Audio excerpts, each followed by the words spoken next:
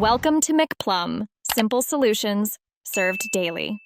You start by signing into YouTube with the account that owns the channel. Make sure you're on the correct channel avatar if you manage several. Once done, click your avatar in the top right and choose YouTube Studio. You need Studio because that's where channel settings live. It gives you the customization tools and permissions required. If you can't see Studio, confirm you're logged into the right Google account and that the channel isn't brand connected in a different account. In YouTube Studio, go to the left menu, open Customization, and choose the Basic Info tab. This is where you edit the About section. You'll type a clear channel description that explains who you are, what you publish, and the upload rhythm.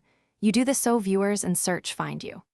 Once typed, add external links and a contact email for business inquiries, and enter channel keywords, country, and default language to improve discoverability and relevance.